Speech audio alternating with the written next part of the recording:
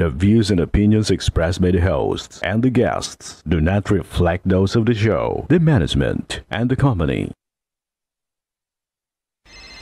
Nausa ako dito, tamang oras mismo po ba ito? Martinez po ito. Action ang iba agad dati niya. Oras mismo. Tandaan niyo ito yung dating airport.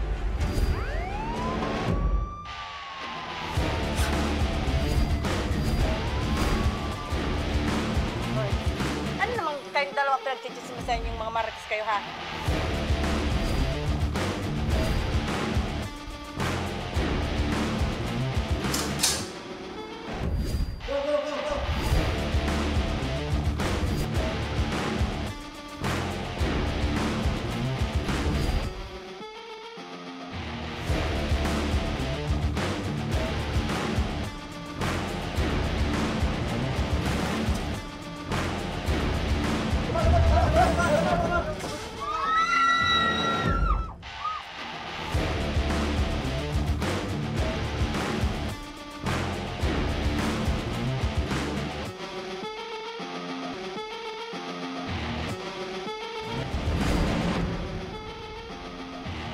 Magandang hapon sa inyo mga ka-aksyon. Live na live tayo ngayong araw ng Biyernes para magbigay ng serbisyo publiko.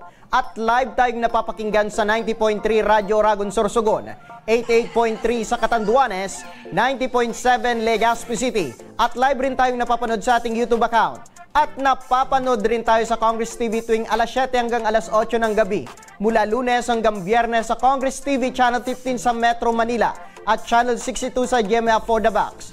Umpisa na natin ang tabang ora mismo mula sa Iriga, Camarines Sur. Isang chief tanod ang binawian ng buhay matapos itong pagbabarilin at pagsasaksakin ng kanyang bayaw ang dahilan ng nagawang krimen at ang ora mismong pag-aksyon sa hustisyang sigaw ng naiwang pamilya.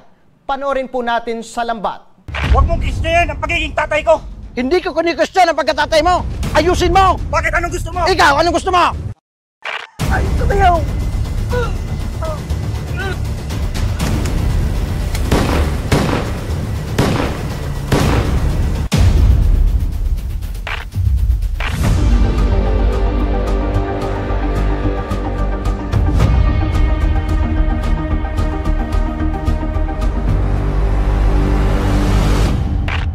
Pasado alas 6 ng umaga nito lamang ika-25 ng Pebrero, habang mahimbing na natutulog ang 47 taong gulang na si Ronnie Villamer sa kanilang bahay sa barangay La Purisima, siyudad ng Iriga, ay pwersa nitong pinasok ng isang lalaki at walang habas na pinagbabaril. Matapos ang pamamaril, ay mabilis naman na tumakas ang suspect sa di malamang direksyon. Ano ang malalim na dahilan ng suspect kung kaya't ganun na lamang kabrutal na paraan niya ginawa ang krimen? Samahan niyo ko sa pagkalap ng ebidensya upang mabigyang linaw ang krimeng ito. Magandang hapon. Ako, si Nomer Corporal. At ito ang Lambat. Ano ang naging motibo sa krimen? Ako, si Nomer Corporal. At ito ang Lambat.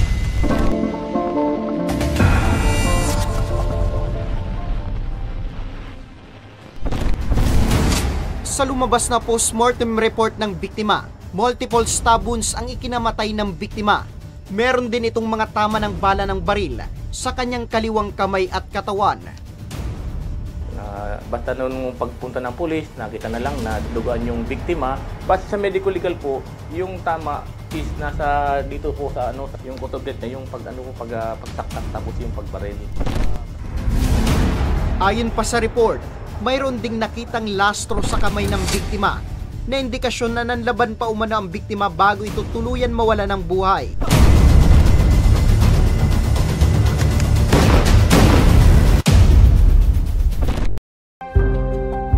Mabait, maasahan at tapat sa kanyang tungkulin bilang chief tanod ng lugar. Ganyan kung ilarawan ni Barangay Captain Salvador Serrano si Ronnie. Kaya naman kahit siya ay nabigla rin sa malagim na sinapit nito. Ito, sa mga previous na naging barangay captain, naging tanod siya noon. Tapos itong ako na, ginawa ko siyang chief tanod kasi kumbaga mayroon na siya mga experience about sa mga tanod, kung ano yung dito sa barangay. Kaya siya ang ginawa kong chief tanod. Habang lumalalim ang isinasagawang investigasyon ng otoridad, isang kapatid ni Ronnie ang nagbigay ng kanyang sentimiento patungkol sa nangyaring krimen. Si alias Janjan na kaya ang makapagbibigay linaw sa kasong ito. Ayon sa salaysay ni Janjan, ilang minuto bago mangyari ang krimen, ay lumabas ito ng kanilang bahay. Nakita niya pa raw ang kanyang bayaw na dumaan papunta sa direksyon sa bahay ng kanyang kapatid na si Ronnie, habang may tinatago na kung anong bagay sa tagiliran nito, hanggang sa nakarinig na lamang daw siya ng ilang alingaw-ngaw na putok ng baril mula sa bahay ng kanyang kapatid. Baril na. Aram kong yung target talaga si Hermano pag naog ka to, suspect. Pero kung mga oras nito, pinsar ka man na babadilon si Hermano. Iyo, pero yun na itong anda sa ispo, taigwa nakarog na nga kaya ni palawig, di garon ano na, ang perang ano po, nakadama ko sa putok. Nagkakape ako. Sabi ko, padin niya ako to. Tapos mga perang ano ka, perang segundo man lang, tapos pak. Ayon pa kay Janjan, narinig niya pang sumigaw ang kanyang kapatid para humingi ng saklolo. Ngunit dahil sa takot, ay mas minabuti niya na lang daw na magtago sa kanilang bahay, lalo pat sa takot na madamay din ang kanyang anak at asawa. Si Agum Kuman, sabi ko, Prel, kapod ka na niya akong pulis, si Jericho naglaog. Si Hermano niya ako, delikado to duman, to YouTube, ano ko pulis ito, si Agum ko. Dahil sa salaysay ni Janjan, ay agad na nagsagawa ng hot pursuit operation ang pulisya laban sa tinuturing bayaw ng biktima. Kinilala ito sa pangalang Jericho Ilyarde, 39 na taong gulang at isang security guard na tinuturing ng PNP bilang person of interest sa pagpatay.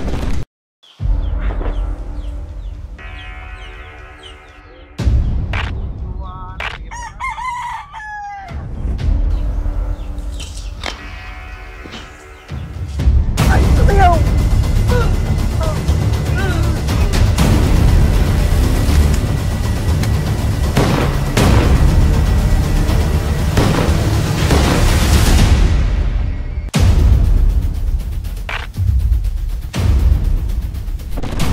Dahil sa isang concerned citizen, ay agad na nalambat ng otoridad si Jericho sa barangay San Francisco.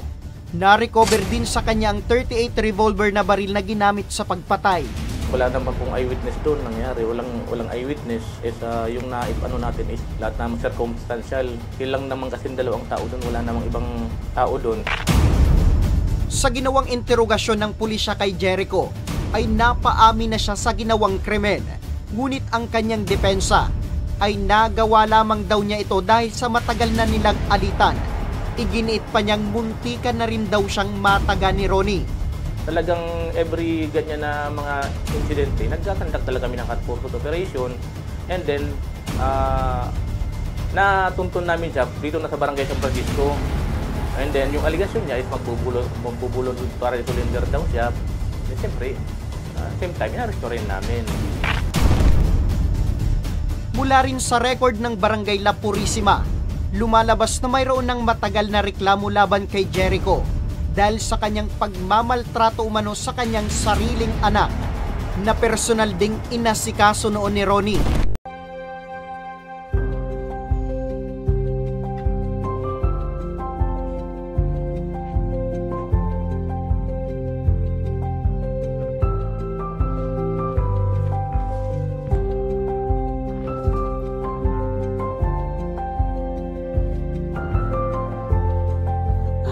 Nak, pama tubig dyan. Okay po, Tay.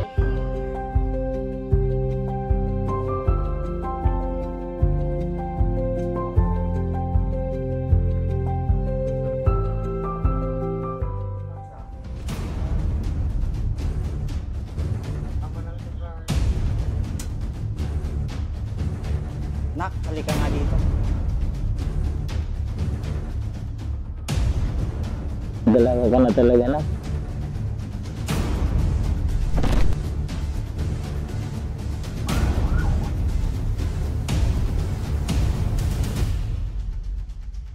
Oh, Ana!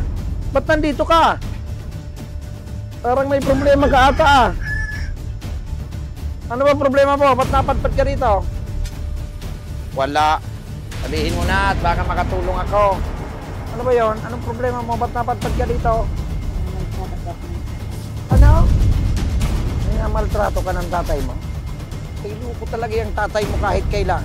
Halika, napunta natin si Kapitan at para makapag-sampa tayo ngayon ng kaso para mabigyan ng katarungan yan. Huwag ka nang uuwi doon. Halika na dito. Punta natin. Tap! Tap! May problema po kami. Ano bang problema, Ronnie? Minamaltrato ng kanyang ama. Kaya magpapablatter kami rito at kung kinakailangan para matapos na yung kawalang hiya ng tatay niya. Abay, dapat masampan kaagad ng kaso yan. Hayaan nyo, Ronnie, sasamahan ko kayo sa DHWD. Ay bay, salamat Kap. Mas maganda na yan para masampahan agad. Ikaw ang lahat. Tamang tanda ng ganang mga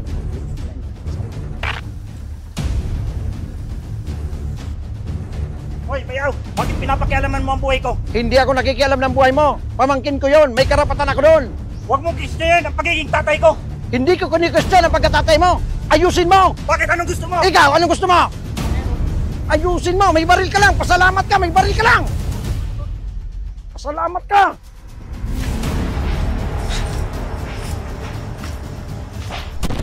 Doon na po nagsimula yung issue nila dahil po nung nalaman itong uncle niya, ito si Ronnie Rosela, nung nalaman niyang ganun ang ginagawa nung bayaw niya, palibasa siya sinaman po, ginagawa man niya yung tungkulin niya bilang chief tanod. Nag-ano po siya, yung bata sinamahan niya na doon sa DSWD. Nagalit itong kabaril. Siyempre, kahiyaan na yun eh. Kumbaga, ito lang talaga namin nalaman na ganun pala ang ginagawa. Man kung ano kaya nang aram ko kung ano talaga pigpunan kan tong pagtabangan ka duman sa ano pamangkin ning tigaras kan suspect. Tapos yun na tong pamangkin ko nag-ano man sa ko nag-ano man kay papa niya naarog kan tigibo sa iya kan ama niya. Sa kabila ng pagiging magkapamilya ay nagdesisyon pa rin ang naiwang mga kapatid ni Ronnie na magsampa ng kaso laban sa kanilang bayaw na si Jericho at upang mapagbayaran nito ang karumal-dumal na ginawa sa kanilang kapatid. Dahil sa pangyayaring ito, nanawagan naman ang otoridad sa publiko. Panawagan namin kasi dyan yung piece of advice sa mga dito sa Iriga particularly. Kung kayo po ay may reklamo, kanino pa hindi lang sa kapamilya, kahit sa ating mga kabarangay, daan natin sa tamang proseso. Huwag nating ibugso padala ng damdamin na maghihiganti ka, tapos gagamitan mo ng maras na bagay. Kasi po, tayo po ang mapapasama niyan kung yan po ang ating kaisipan sa Iriga particularly.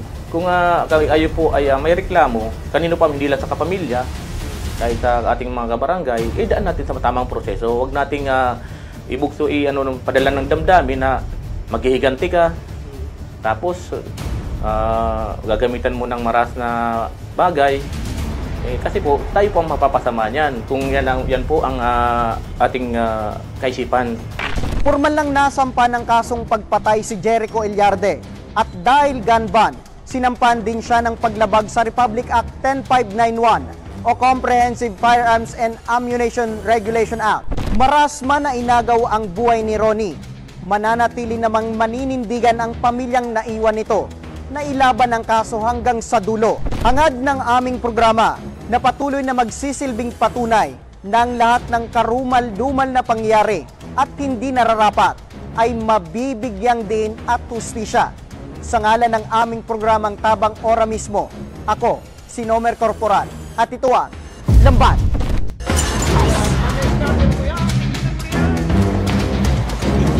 Una ng mukha nang makita at wala ng buhay na si Nanay Lee. Ako, si Nomer Corporal, at ito ang Lamban. So yan mga kaaksyon, ang karumal-dumal na sinapit ng isang tanod sa kamay ng kanyang bayaw na isang security guard dyan sa Iriga City, Camarines Sur. At sa pagbabalik ng Tabang Ora mismo, isang lalaki sa Goa, Camarines Sur, natagpo ang wala ng buhay matapos na maaksidenteng mahulog sa isang kanal. Ang buong pangyayari, abangan, kaya huwag kayong bibitaw at magbabalik pa ang Tabang Ora mismo.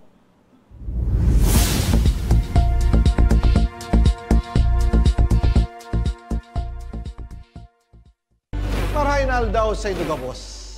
Ang aldaw na ini ay para sa Indo, para sa tuyang mga kababayang Bicolano na nangangaipuhan kan kalinga, asin manlain-lain na medikal na serbisyo. Ini po ang sa tuyang dalan para makapaghatod kan serbisyo maski guraano ini karayo o karani ang sa indong kinamumugtakan. Ang Tarabangan Caravan ay saro pong inisyatibo kanako Bicol Party List na igwang layunin na darahon ang serbisyo medikal asin dental direkta sa saindong mga komunidad.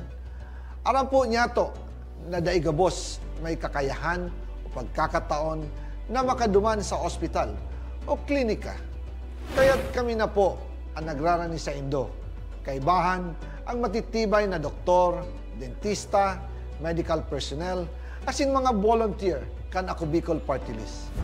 Libre po gabos ang serbisyo medikal, dental, laboratory, asin mga bulong. Wala po kamo na dapat ihadit sa gastusin ta ini ay para sa indong kalusugan. Kaiba taman po ang satuyang programa ang libreng gupit asin masahe para sa satuyang mga kababayan. Maliban digdi, may local recruitment activity man kitangunyan. Ini po sarong biyaya para sa satuyang mga kababayan na nag-aanap kitrabaho. Sana po ay makatabang ini sa Indo. Tangani, makaanap ki mga bagong oportunidad para sa indong pamilya. Mga kababayan, buya ko pong ipaabot sa Indo na ako Bicol Party List permi yaon para sa Indo. Sadto, ngunyan asin sa maabot. Kami po ay padagos paglilingkod sa bawat Bicolano. Kami po ay nagpapasalamat sa saindong padagos na suporta. Habang yaon ang suporta kan kada Bicolano sa ako Bicol Party List, padagos po niya to dadarahon ang mga programa na direktang nakakapiktar asin nakakatabang sa Saindo Gabos. Sa giraray, dakulang pasasalamat po sa indong pagtangkilid asin pagtitiwala naway padagos niya tong ipangadji ang mga kalusugan asin kaligtasan kang bawat saro. Padagos po kitang magtarabangan asin magkasararo para sa mas malusog asin masiglang Bicolandia. Nakulang salamat po asin marahay na aldaw sa Indo Gabos.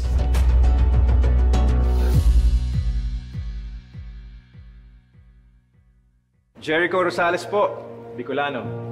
Ngunyan takaypuan, kitabang at kasurog sa edukasyon, sa kalusugan, at kabuhayan sa panahon ning sakuna. Ang ako Bicol, katabang at kasurog ta sa pagtaoki scholarship sa mga aki na nangangaipuan. Katabang at kasurog ta sa kalusugan, kasurog sa pagpasar ni Eddie Garcia Law. Bilang ermano ng bawat Bicolano, ang muya kong party list may plano. Kaya ang suporta ko sa ako Bicol.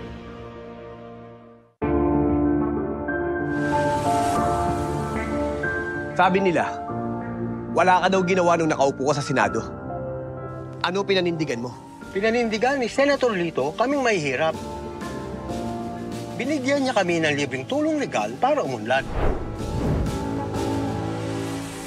Gagawin ko ang lahat para magbayad sila. Kot! Ang sabi nila, artista ka lang. Ano bang magagawa ng isang action star? Marami nang nagawa si Senator Lito. At ang isa dito ay yung pag-aksyon niya para sa kapakanan naming mga manggagawa. Ang sabi nila, hindi ka daw nakapagtapos sa pag-aaral. Paano mo kami matutulungan? Hindi nga siya nakapagtapos, pero ginawa niya ang lahat para kami ay makagraduate na! Ilan lang yan sa maraming nagawa ni Senator Lito Lapid. Lito Lapid. Lumanas ka man ng hirap. Lahat ng sabi-sabi sa'yo, inaksyonan mo. Kung ako'y nakaahon, kaya nyo rin. Kaya natin lahat lumaban at umunlad. Tatak Lingkod Lapid, Supremo ng Senado. Lito Lapid, number 35 sa Balota. Lito Lapid! Lito Lapid! Lito Lapid! Daan-daan na po ang mga nakapagtapos at may mga kanya-kanya ng propesyon. Sa kanilang pagpupunyagi, walang masidlan ang kanilang mga ngiti. Yun at sa Gabos, nagpapasalamat po ako sa AKB. Gusto ko lang po magpasalamat sa Ako Bicol sa opportunity na tigtatao po araw po sa kuya na estudyante. Dahil naandyan lang, katuwang lagi, Ako Bicol, katabang na, kasurog pa. Hindi rin nagpahuli sa pagtugon sa mga pangailangan ng ating mga healthcare workers at mga frontliners. Sa simula pa lang nitong pandemya, hanggang sa ngayon, walang humpayang pagtulong. Ay, nagpapasalamat po ako sa pagtaon ng tabang hali sa Ako Bicol Party List. Papasalamat kong dakula sa duwang congressman. Tayo nakakatabang sa mga sa gabi.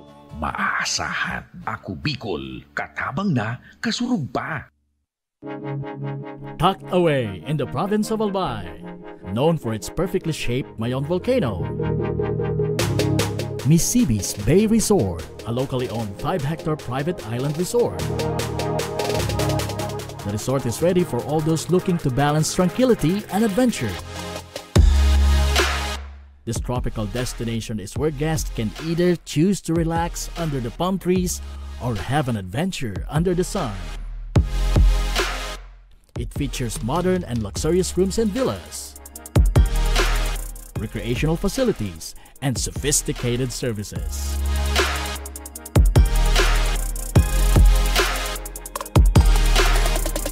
Come and experience Misibis Bay Resort, your tropical island getaway.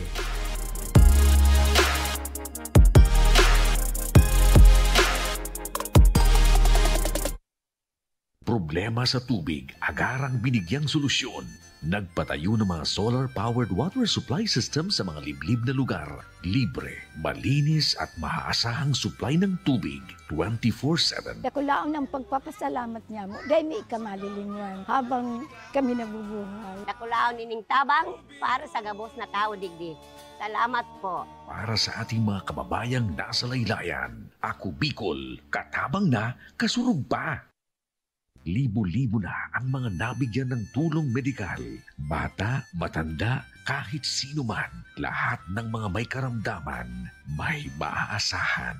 Nagpapasalamat sa Ako Bicol Party List. Hindi po namin makakalimutan ang tulong na dinala ninyo dito sa aming bayan. Maraming salamat po. Dahil iisa lang ang tunay na nagmamalasakit. Ako Bicol, katabang na, kasurog pa.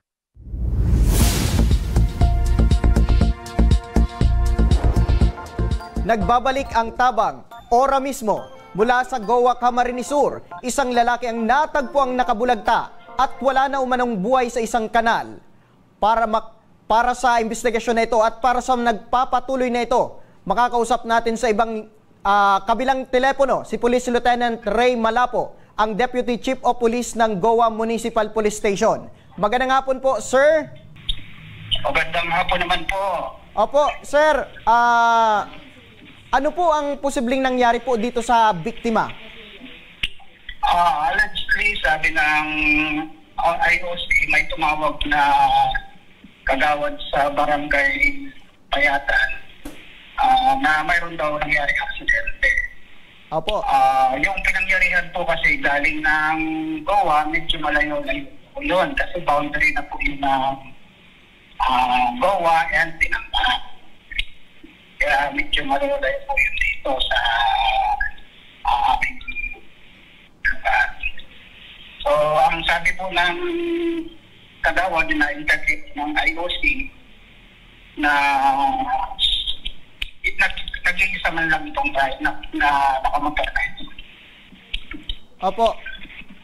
Sir, sinubukan po ba na idala ito sa ospital or dead on arrival na po ba ito? Declared na po itong dead on arrival ng medical health officer na po. Opo, base sa investigation po, sir, paano ito na-aksidente? Allegedly, nung sabi nung kasi nag-inform dito yung kapamilya ng biktima kasi Actually, hindi na namin to kasi wala siyang identification number. Ngayon, ipinost namin ni Intigoa sa Facebook.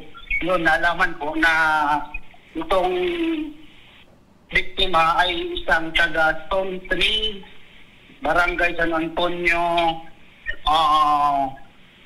Milaor, Camarines. Opo.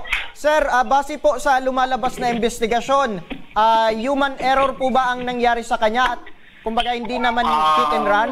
Possible po na human error kasi self-accident po.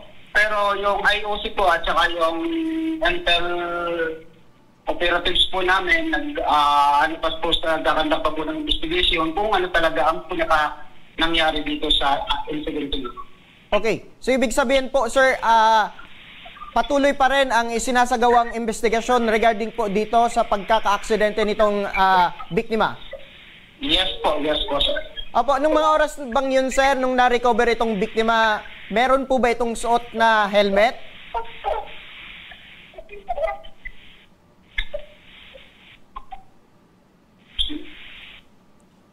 Hello, sir. Hello, sir. Opo. Yung sa picture po kasi, sabi nung nadatnan nung IOC, may helmet doon sa malapit sa biktima, pero wala na doon sa ulo niya. Opo, sige.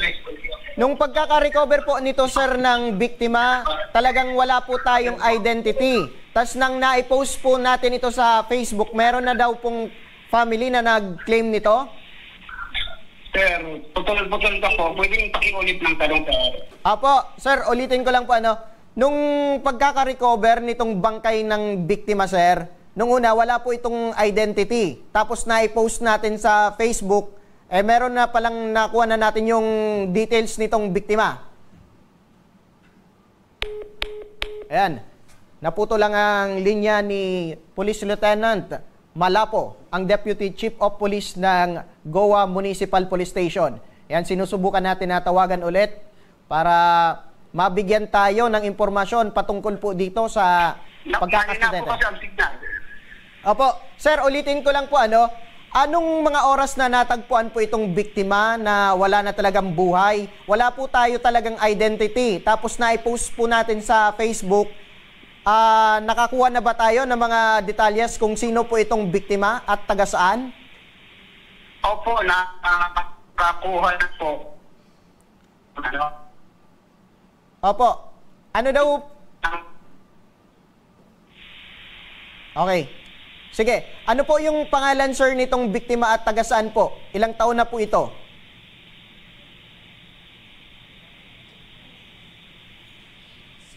Ayan.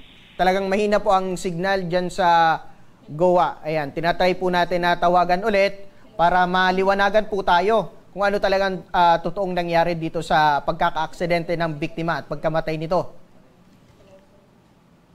Ayon sa nakausap namin sa cellphone itong pinsan ng biktima, galing daw ito sa piyestahan or papunta po sa Goa at nang ma-aksidente dito sa pinangyarihan ng aksidente. Ayan, para malinawan ang ating makakausap natin sa kabilang linya ang pinsan ng biktima na si Sheena. Hello, Sheena? Hello? Hello po. Ayan. Ayan mga ka-aksyon, si Sheena ang pinsan ng biktima mula sa San Antonio, Milaor, Camarines Sur. Magandang hapon sa'yo, Sheena. Ay, hello po. Opo, paano nyo nalaman na na-aksidente na pala itong pinsan nyo? Ay, ano po, sir, may si Agum po, ay tugang kang pinsan ko, nag-contact sa Kuya Digdi through Messenger. Opo. Na, kung nahiling minada si post kung aram minada. Sabi ko, dahil ko niya ako aram. Opo. Tapos yun na po, tig-share niya si link. Ayun na to, na-confirm ko na si pinsan mi na nga ni. Opo, kumbaga nakita nyo sa Facebook account na na-aksidente na pala itong pinsan nyo. Iyo po. Opo, ano po yung full name nitong pinsan nyo, ma'am? At ilang taon at taga saan po? Ano po, Jeremy Alcibor. 27 years old po. Pareho po kaming barangay, San Antonio, Milaor. Opo, meron na po ba itong pamilya at meron po ba itong trabaho? Ano po, may agum po, pero da ikasal, tapos may usindang aki. Tapos ang trabaho po kaya pinsan ko, nagkakalakal. Opo. Sige. Maaari nyo bang maikwento sa amin, ma'am, kung kailan yung huling araw na nakita nyo itong pinsan nyo, ma'am, at ano yung paalam sana ninyo bago ito maaksidente? Ang sudma akong aga, na ano ko na siya, na hiling ko sa iya, iyo yan, bado niyang iyan sa picture na iyan, iyo suulit niya na sudma, makalakal nga ni, tiktiino ko pa nga ni, niya ko makalakal na siya. Apo. Tapos, iyon na po nga iyan, aga palan kaya, nagduma na pala niyan, kasi agum niya po kaya, sir, yaon sa Pasakaw. Dinumanan man palan. O yun na tong pagbalik digdiyo, yun na tong nagkalakal pa siya kang aga sa udma. Okay, so Sheena, maaari bang magtagalog tayo para maintindihan, hindi lang kasi dito sa Bicol lang nakakapanood nito at nakakapakinig. Ay, sorry po. Apo, sige. Apo, nakalive po tayo ngayon, ma'am. Ay, sorry po. Ay, opo. Yun nga po, kahapon, yung last na pag-uusap po namin na yung sabi niya sa akin na dinadaan lang kasi nila itong bahay namin. Apo. Tapos, sakto na, sa labas ako, dumaan siya. Sabi ko, kumusta? Sabi ko ganyan sa pinsan ko. Yun nga, sabi niya magkakalakal daw siya nung kahapon ng umaga. Yun yung last na nagkausap na kami. Opo. Ito bang pangyayari sa kanya, ma'am, na naipaabot na ba sa kanyang asawa at pamilya? Oo na po, sir. Yung asawa niya nasa Pasakaw pa, pero pupunta dito, pero ayaw pa niya atang makita yung asawa niya, syempre kahit sino naman. Tapos Opo. yung mama niya naman, ni Jeremy, yung tita namin, nasa Daet, nagbabiyahe naman daw papunta rito. Opo. So, ibig sabihin, ma'am, meron nang nag-claim na kapamilya dito sa pinsan niyo po? Opo, meron na po. Sir, kanina po, yung kapatid na panganay ni Jeremy na andyan na, pumunta na dyan, may kasama na silang punerarya. Opo, sa pagkakalam niyo, ma'am, ano po yung naging dahilan ng pagkaka-aksidente po nitong si Jeremy? Di kaya nakainom ito nung mga oras na yun, ma'am? Opo, sir. Nakausap ko yung asawa niya kanina. Ang sabi, pumunta pa daw doon sa Pasakaw. Kasi nga, nagpaalam pa daw sa asawa na pupunta nga dito sa Goa para makifiesta. Opo. Itong asawa naman na babae, pinigilan pa daw itong pinsan ko na wag nang umalis kasi nga, lasing. Opo. Tapos grabe, nakamotor pa siya. O, yun na po, di naman nagpapigil daw, umalis pa din. Okay. So, ibig sabihin talagang nakainom po itong pinsan nyo bago ito ma-aksidente? Opo. Opo. Meron po ba siyang suot na helmet ng mga oras na yun, ma'am? Meron po. May naka-helmet siya. Okay. So, ngayon, ma'am, ano yung plano ng pamilya nito, ma'am, dito sa kay Jeremy? Hindi ko po alam sa sa mama niya at sa asawa, di pa naman po nakakauwi dito. Ngayon, ang ginagawa po namin dito sa kanila, inaayos yung pag-aanuhan ng labi Apo. dito sa bahay nila.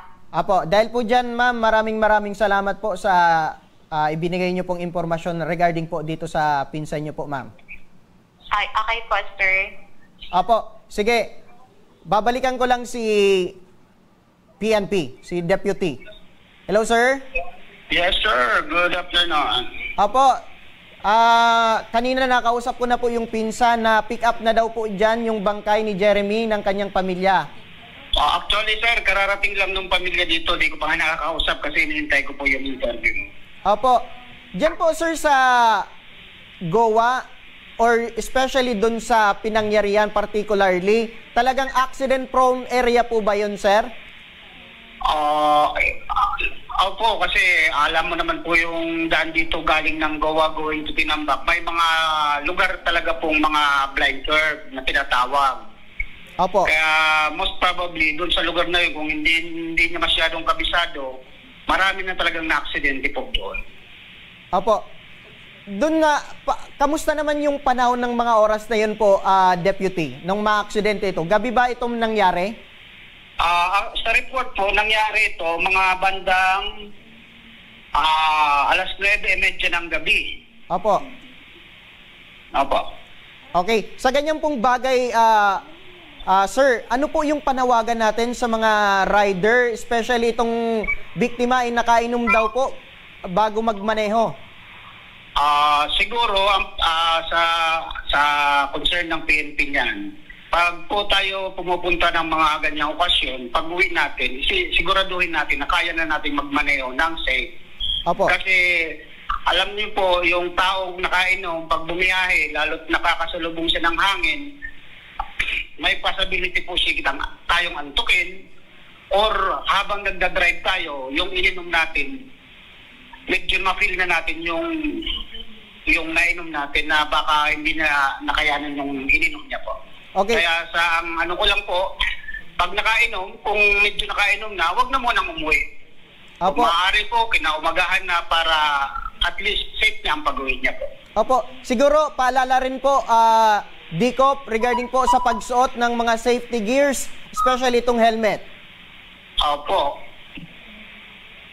Gaano ka-importante, sir, ang pagsuot ng helmet? In case bago ang pagsuot po ng helmet kasi yun na nga, during checkpoint, inaano namin yan na pinapalalaan na namin yung mga driver, pati yung back rider, magsuot kayo ng helmet kasi tama po. Protection ng sarili nila yan. Apo. Kasi kung sakali man may aksidente mangyari, at least ma-protect yung kanilang ulo. Apo. Sige po, dahil po dyan, maraming salamat po, Police Lieutenant Ray Malapo, ang Deputy Chief of Police ng Goa Camarines Sur. Salamat po. At ngayon, nasa kabilang linya na rin ng ating telepono ang punong barangay ng Payatan na si Kapitan Arnolfo Flores. Magandang hapon po, sir. Magandang hapon, man. Apo, maaari nyo bang maikwento kung paano nyo nakita or nasaksihan itong pangyayari, itong nakita nyo itong bangkay ng biktima dyan sa inyong lugar? Ay, malayo naman sa amin kung nangyari yan, sir. Opo. Kumbaga ikaw, sir, yung nakakita sa bangkay. Oo, naabutan namin patay na talaga ang tao. Opo. Kamusta, sir, yung kalagayan? Nasaan itong nakaposisyon itong biktima at ang kanyang motor? Nasa ilalim na sila ng drainage. Nabulog. Opo. Base sa ating investigasyon, sir, ano po yung talagang nangyari dito sa biktima?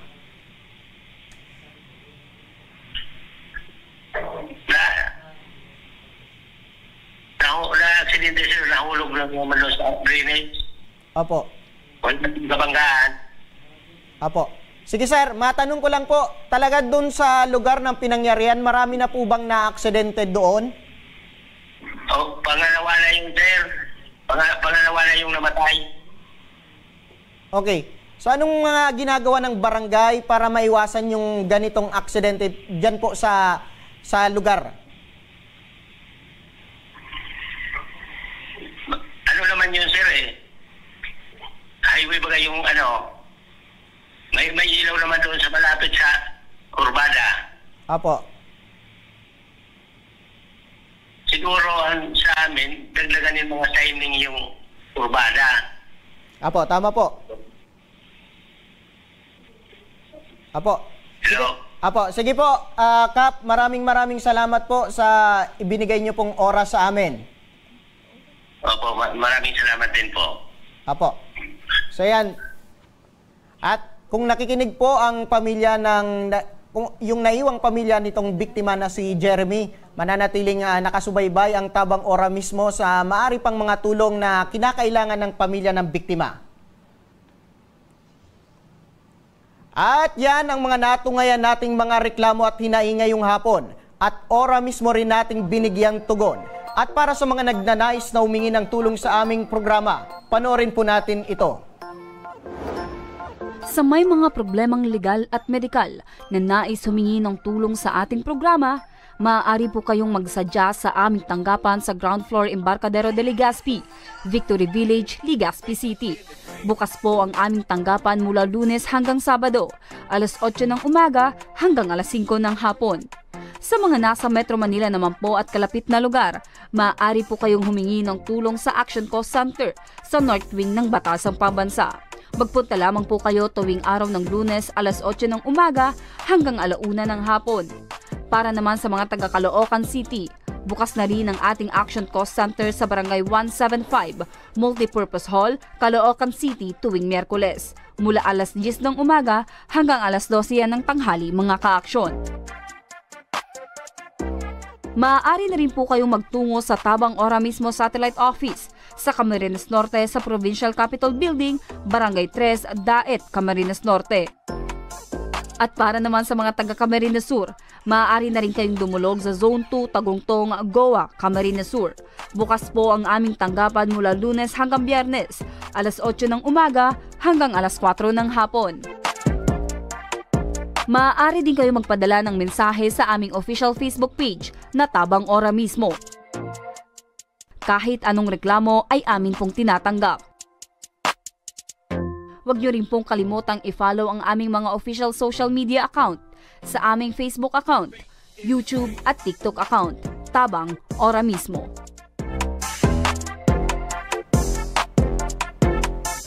At mga ka-aksyon, hanggang sa Lunes, sama-sama pa rin nating aksyonan ang mga problemang medikal at legal. Ito ang programang may paninindigan, tutugon sa inyong pangangailangan. Ako, si Nomer Corporal, at ito ang Tabang Ora mismo. Action ko sa mga nangangailangan, action ko lahat ay dadamayan. Noon at ngayon tayo'y sinamahan, action ko patuloy na magsisilbi. Action ko sa mga nangangailangan, action ko lahat ay dadamayan. Noon at ngayon tayo'y sinamahan, action ko patuloy na magsisilbi. Isang